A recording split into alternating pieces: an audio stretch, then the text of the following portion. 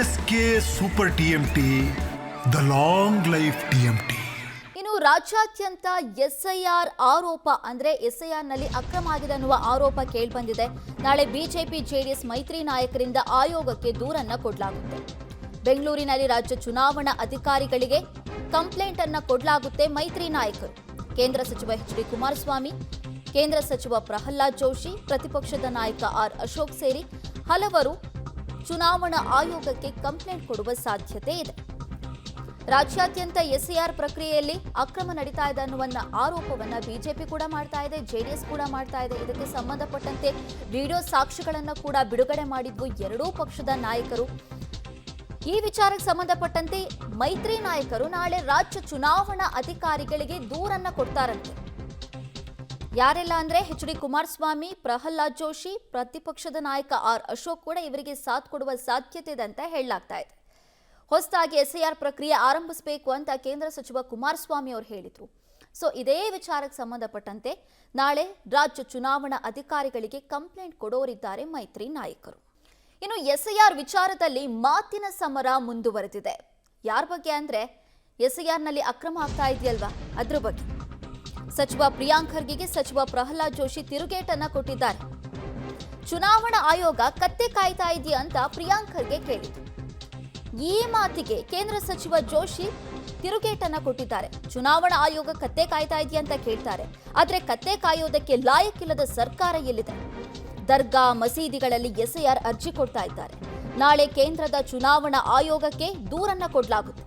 ಬೆಂಗಳೂರಿನಲ್ಲಿ ಸಚಿವ ಪ್ರಹ್ಲಾದ್ ಜೋಶಿ ಹೇಳಿಕೆಯನ್ನ ಕೊಟ್ಟಿದ್ದಾರೆ.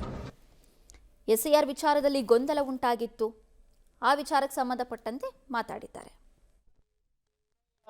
ಎಲ್ಲ ಪೊಲಿಟಿಕಲ್ ಪಾರ್ಟೀಸು ಮಾಡಬೇಕಲ್ವಾ? ಯಾರು ಕೇಂದ್ರದಲ್ಲಿ ಇರೋದು? ಬಿಜೆಪಿ. ಮಾಡಿಸಿ, ಯಾರು ಬೇಡ ಅಂದಿದ್ದಾರೆ? ಪಾರದರ್ಶಕವಾಗಿ ಮಾಡಿ ಅಂತ ಹೇಳ್ತಾ ಇರೋದಲ್ಲ ನಾವು ಕೂಡ. ಇಡೀ ಇದನ್ನ ಅವ್ರು ಮಾಡಲೇಬೇಕು. ಇದೇ ಅವ್ರ ಕೆಲಸ, ಎಲೆಕ್ಷನ್ ಕಮಿಷನ್ ಕೆಲಸ.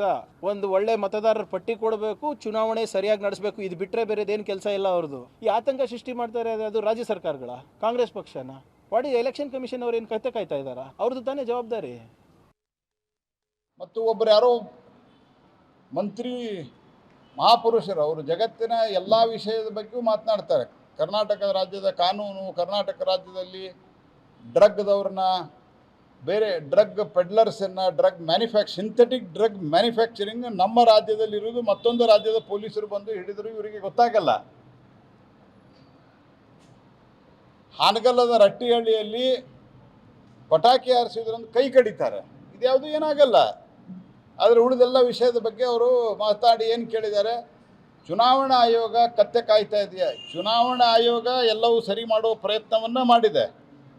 ಆದರೆ ಕತ್ತಿ ಕಾಯಲಿಕ್ಕೂ ಲಾಯಕ್ಕಿರಲಾರ್ದಂಥ ಒಂದು ಸರ್ಕಾರ ಏನಿದೆಯಲ್ಲ, ಅದನ್ನು ಅಧಿಕಾರಿಗಳ ಮೇಲೆ ಒತ್ತಡ ಹಾಕಿ 100% ಮ್ಯಾಪಿಂಗು, ಮಸೀದಿಯಲ್ಲಿ ಕೂತ್ಕೊಂಡು, ದರ್ಗಾದಲ್ಲಿ ಕೂತ್ಕೊಂಡು, ಸ್ಥಳೀಯವಾಗಿರುವಂಥ ಕಾಂಗ್ರೆಸ್ ನಾಯಕರ ಮನೆಯಲ್ಲಿ ಕೂತ್ಕೊಂಡು ಏನು ಫಾರ್ಮ್ ಹಂಚ್ತಾ ಇದ್ದಾರೆ. ಇದರ ಬಗ್ಗೆ ನಾನು ಕುಮಾರಸ್ವಾಮಿ ಅವರು, ಆರ್ ಅಶೋಕ್ ಅವರು, ಚಲವಾದಿ ನಾರಾಯಣ ಸ್ವಾಮಿ ಸೇರಿದಂತೆ ನಾಳೆ ನಾವು ಇಲ್ಲಿ ಕರ್ನಾಟಕ ರಾಜ್ಯದ ಕೇಂದ್ರ ಚುನಾವಣಾ ಆಯೋಗದ CEO ಅವರನ್ನು ನಾವು ಭೇಟಿ ಮಾಡ್ತೀವಿ.